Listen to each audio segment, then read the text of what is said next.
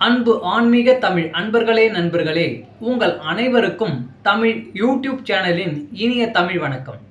தாய்மொழியால் இணைவோம், தாய்மொழியை வளர்ப்போம். வாழ்க தமிழ், வளர்க தமிழ். நமது சேனல் ஆன்மீக பதிவில் இன்று பரமபத வாசல் பற்றிய ஒரு சிறிய விளக்கம். இப்பதிவினை கேட்டு அதன்படி நீங்கள் இறைப்பயன் அடைய வேண்டியும், இப்பதிவு உங்களுக்கு பிடித்திருந்தால் லைக் மற்றும் ஷேர் செய்தும், அது மட்டுமல்லாமல் இதுவரை இந்த சேனலுக்கு நீங்கள் சப்ஸ்கிரைப் செய்யவில்லை என்றால் சப்ஸ்கிரைப் செய்து பெல் பட்டனையும் அழுத்தி ஆதரவு அளிக்க வேண்டியும் அன்புடன் கேட்டுக்கொண்டு ஆன்மீக பதிவான பரமபத வாசல் பற்றிய பதிவை தொடங்குகிறேன். வாருங்கள், ஆன்மீக பதிவில் பரமபத வாசல் பற்றி விளக்கம் அறிவோம், அறிந்து தெளிவோம், தெளிந்து இறை பயன் பெறுவோம். திருமாலுக்குரிய திவ்ய தேசங்கள் 108. அவற்றில் நாம் பூமியில் காண முடியாதது 2. ஒன்று வைகுண்டம், மற்றது பரமபதம். விஷ்ணுவை எப்பொழுதும் பாடி பரவுகின்ற பக்தர்கள் பகவானின் அணுக்க தொண்டர்களாக வசிப்பது இந்த பரமபதத்தில் தான். அந்த பரமபதத்தில் பகவானுடன் உறையும் பெருமையை பெறுவதற்கான வாயில்தான் பரமபத வாசல். ஒரு சமயம் பிரளயத்தில் மூழ்கிவிட்ட உலகத்தை மீண்டும் படைத்த திருமால் மற்ற உயிரினங்களை உண்டாக்க பிரம்மாவை படைத்தார்.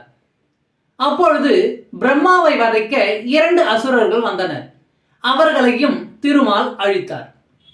அப்பொழுது அந்த 2 அசுரர்களும் திருமாலிடம், நாங்கள் வைகுண்டத்தில் வாசம் செய்யும் பாக்கியம் தர வேண்டும் என்றனர். இதனை ஏற்றுக்கொண்ட திருமால் அவர்கள் இருவரையும் மார்கழி மாத சுக்ல ஏகாதசி அன்று வடக்கு நுழைவாயில் வழியாக பரமபதத்துக்கு அனுப்பி வைத்தார்.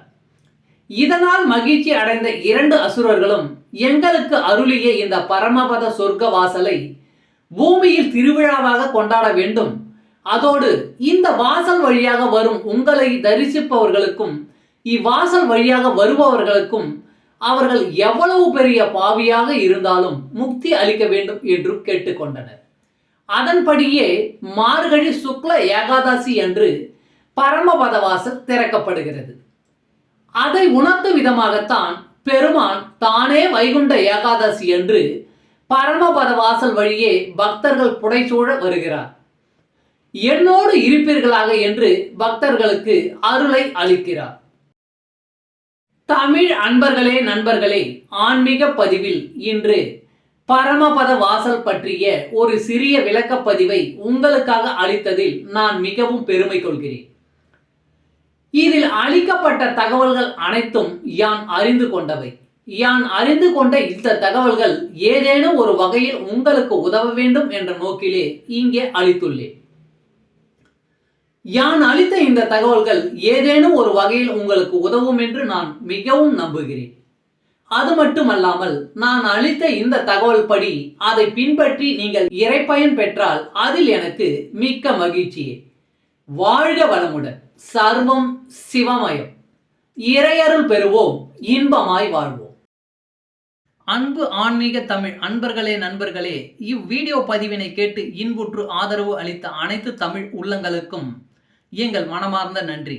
மேலும் இப்பதிவு உங்களுக்கு பிடித்திருந்தால் லைக் மற்றும் ஷேர் செய்து, இதுவரை இந்த சேனலுக்கு நீங்கள் சப்ஸ்கிரைப் செய்யவில்லை என்றால் சப்ஸ்கிரைப் செய்து ஆதரவு அளிக்க வேண்டி அன்புடன் கேட்டுக்கொள்கிறேன்.